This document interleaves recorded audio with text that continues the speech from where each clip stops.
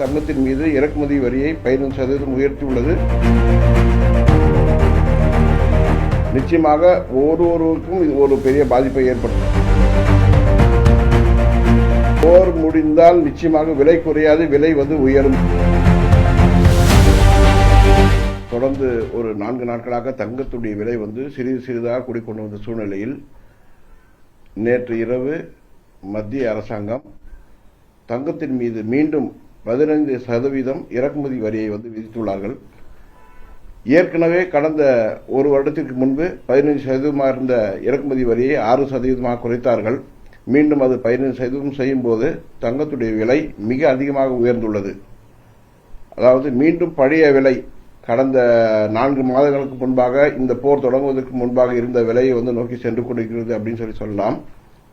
ஒருவேளை போர் முடிவுக்கு வந்தால் இன்னும் அதிகமான ஒரு விலை ஏற்றம் கண்டிப்பாக தங்கம் மற்றும் வெள்ளியின் மீது நிச்சயமாக இருக்கும். இந்த இறக்குமதி தீர்வை கொண்டு வந்ததன் மூலமாக அயல் நாடுகளை தாண்டி இந்தியாவில் தங்கம் அதிகமான விலைக்கு விற்பனை செய்யப்படுகிறது. அதன் காரணமாக பெருமளவில் தங்கம் கடத்தலுக்கு இது ஒரு பெரிய வழிவகுக்கும் என்று நாங்கள் நினைக்கிறோம். காரணம் என்னன்னா, கடத்தி கொண்டு வருபவர்களுக்கு பெரிய அளவில் லாபம் வரும்போது இதை இன்னும் தீவிரமாக செய்வார்கள். கடந்த ஒரு வருடமாக தங்கத்துடைய கடத்தல் மிகவும் குறைந்து விட்டது. இது எல்லாம் வரவேற்கத்தக்க ஒரு செயலாக இருந்த சூழ்நிலையில் மீண்டும் பல காரணங்களுக்காக தங்கத்தின் மீது இறக்குமதி வரியை 15% உயர்த்தியுள்ளது. வியாபாரிகளுக்கும் மற்றும் நுகர்வோர்களும் பெரிய ஒரு பாதிப்பை ஏற்படுத்தியுள்ளது. காரணம், நுகர்வோர்கள் ஏற்கனவே பல திருமணங்களுக்காக திட்டமிட்டு பல அவங்களுடைய பொருளாதாரத்தை அவர்கள் ஒரு நிர்ணயம் செய்திருப்பார்கள். அவர்கள் எல்லாம் தங்கம் வாங்கும்போது ஒரு சவரனுக்கும் இன்னும் கூடுதலாக ஒரு 12,000 13,000 தரும்போது அவர்களுக்கு பெரிய ஒரு வேதனையான ஒரு விஷயமாக இருக்கும். அதனால் அவர்களை கருத்தில் கொண்டு மீண்டும் இது மறுபரிசீலனை செய்ய வேண்டும் என்று நாங்கள் நிச்சயமாக மத்திய அரசை வலியுறுத்துவோம். இருப்பினும் பல காரணங்கள் காரணமாக மத்திய அரசு இறக்குமதி தீர்வை குறைக்காது என்று நாங்கள் நினைக்கிறோம்.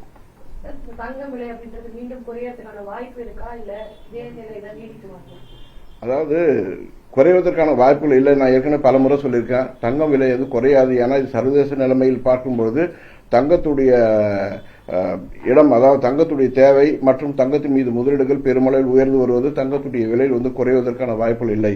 ஆனால் இப்படிப்பட்ட சூழ்நிலை திடீரென்று தங்கம் விலை உயர்ந்துள்ளது ஒரு வருத்தமான ஒரு விஷயம்.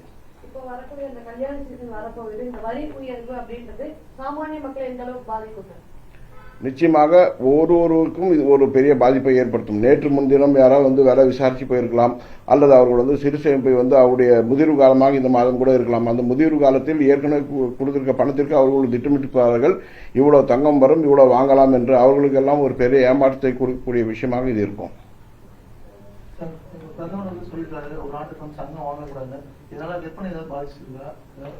இல்ல, தங்கம் என்பது நம்முடைய இந்திய கலாச்சாரத்தை ஒன்றிணைந்த ஒரு விஷயம். அது மட்டுமல்லாமல் முதலீட்டுக்கு வேற மாற்றுப் பொருளை வேற எதுவுமே கிடையாது, தங்கம் தான் முதலிடத்தில் இருக்கிறது. ஏனென்றால் படித்தவர்கள், படிக்காதவர்கள், அல்லது விவசாயிகள் எல்லாமே பார்த்தீங்கன்னா அவருடைய வருமானத்தை சிறிதளவு வரக்கூடிய ஒரு வருமானத்தை தங்கத்தில் தான் முதலீடு செய்து சிறிதாக சேமித்து வருவார்கள். அந்த சிறிய சேமிப்புகள் நாடு அளவில் பெரிய அளவில் வரும்போது அதை மீண்டும் நிலமாகவோ அல்லது வீடாகவோ மாற்றக்கூடிய சூழ்நிலை தங்கத்திற்கு மட்டுமே உண்டு. அதனால தங்கத்தின் மீது முதலீடுகளோ இல்லை தங்கத்தை இப்படி சொல்லி விற்பனை தடுத்தலாம் நிறுத்தவே முடியவே முடியாது. அது ஏற்கனவே 2-3 முறை அது மாதிரி முயன்று எல்லோரும் தோல்வி அடைந்துள்ளார்கள் என்றுதான் சொல்ல வேண்டும். அந்நிய செலாவணி அந்த கட்டுக்குள்ள வைக்கதான் தங்கம் வாங்கக்கூடாதுன்னு பிரதமர் சொல்லி இருக்காரு. அதுக்கு நம்ம வேற விதமா எதுவும் பண்ண முடியாதுங்களா? அவர்கள் தங்கத்துடைய இறக்குமதியை தடுத்து இருக்கலாம். அவருடைய வரியை உயர்த்துவதை விட தங்கத்தின் இறக்குமதி தடுத்து நிறுத்திருக்கலாம். அதன் மூலமாக இந்திய நாட்டில் உள்ள தங்கத்தையே மறுசுழற்சி முறையில் நகைகளாக செய்து விற்பனைக்கு வரும், தேவையானவர்கள் வாங்குவார்கள், அதை ஏற்பாடு செய்திருக்கலாம்.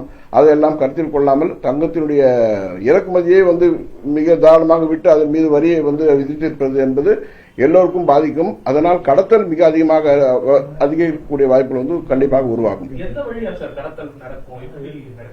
கடத்தல்காரர்களுக்கு பல வழிகள் உள்ளது. அதாவது கடத்திட்டு வரவங்களுக்கு பல வழிகள் கடத்திட்டு வருவாங்க. அதனால் நியாயமாக தொழில் செய்ய அவர்களுக்கு ஒரு பெரிய போட்டியாக இந்த கடத்தல் அமையும். ஸோ ஏற்கனவே இது அன்ஆர்கனைஸ்டா இருந்தது இந்த தொழில் 20 வருடங்களுக்கு முன்பாக. இப்பொழுது பார்த்தீங்கன்னா முழு அளவில் ஒரு ஆர்கனைஸ்டு விஷயமாக இது கொண்டிருக்கிறது. அது மீண்டும் சீர்குலைக்கக்கூடிய ஒரு விஷயமாக இதை நாங்கள் கருதுகிறோம். ஏனென்றால் கிரே மார்க்கெட்ல கடத்தல் தங்கம் சிறிதளவு குறைவாக கிடைக்கும். அதை வந்து வாங்கும்போது நியாயமாக தொழில் செய்பவர்களுக்கு ஒரு பெரிய போட்டியாக அந்த விஷயங்கள் வந்து அமையக்கூடிய வாய்ப்புகள் உள்ளது. போர் முடிந்தால் நிச்சயமாக விலை குறையாது, விலை வந்து உயரும். காரணம் என்னன்னா, இப்பொழுது போரினுடைய தாக்கம் கச்சா எண்ணெய் எதிரொலித்து கச்சா எண்ணெய் பெரிய அளவில் வந்து உயர்ந்து கொண்டு வருகிறது. கச்சா எண்ணெய் சார்ந்த பங்குச்சந்தைகள் வந்து பெரிய அளவில் உயர்ந்து கொண்டு வருகின்றன, கச்சா எண்ணெய் சார்ந்த பங்குச்சந்தைகள் மட்டும். அப்போ எல்லாருடைய முதலீடுகளும் அதில் தான் முதலீடு செய்வார்கள். அப்படி முதலீடு செய்யும்போது தங்கத்தின் மீதோ மற்ற உலகங்கள் மீதோ அவர்கள் முதலீடு செய்வதை தவிர்க்கும் பொழுது சர்வதேச சந்தையில் தங்கத்துடைய விலை குறையும். மீண்டும் போர் வந்து நிறுத்தம் ஏற்பட்டால் கச்சாவுடைய விலை குறையும். அதன் மீது உள்ள முதலீடுகள் மீண்டும் திரும்ப பெறப்பட்டு தங்கத்தின் மீது மட்டுமே முதலீடு செய்வார்கள். அப்பொழுது பாத்தீங்கன்னா தங்கம் சர்வதேச சந்தையில் பெரிய அளவில் வந்து உயரும். ஏற்கனவே குறிப்பிட்டது போல ஒரு கிலோ 2 லட்சம் ரூபாய் வரை செல்லக்கூடிய வாய்ப்புகள் உள்ளது. போர் முடிவுக்கு வந்தால் அப்படிப்பட்ட ஒரு நிலைமை நிச்சயமாக ஏற்படும். அதில் எந்தவித சந்தேகமும் இல்லவே இல்லை.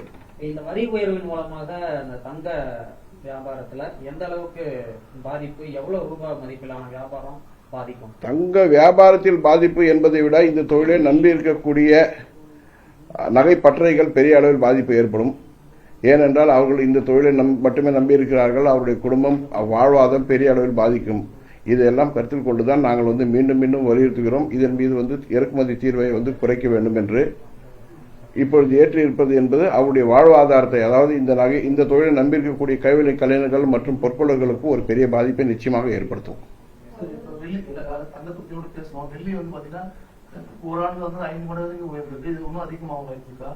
ஏற்கனவே இப்ப பாத்தீங்கன்னா ஏற்கனவே ஒரு 30,000 ரூபாய் வந்து ஒரு கிலோவுக்கு வந்து உயர்ந்துள்ளது. 10% வந்து உயர்ந்துள்ளது. இந்த உயர்வு வந்து இன்னும் அதிகமாக தான் போகும். காரணம் என்னன்னா, நாளுக்கு நாள் இதனுடைய டிமாண்ட் அதிகமாகும். டிமாண்ட் அதிகமாச்சுன்னு சொன்னாவே, அதாவது இறக்குமதி செய்ய முடியாது. செய்யாத சூழ்நிலையில வந்து நிறைய உள்நாட்டிலே இருக்கக்கூடிய பொருட்களுக்கு வந்து விலை அதிகமாகும். மக்கள் வந்து அதிகமான விலை கொடுத்து வாங்கக்கூடிய சூழ்நிலை வந்து உருவாகும். இதன் மூலமா இல்லீகலான விற்பனை அதிகரிக்க வாய்ப்பு இருக்கும். இது ஒரு வகையான, அதாவது இந்த இறக்குமதி தீர்வை என்பது இல்லீகல் சொல்ல முடியாது.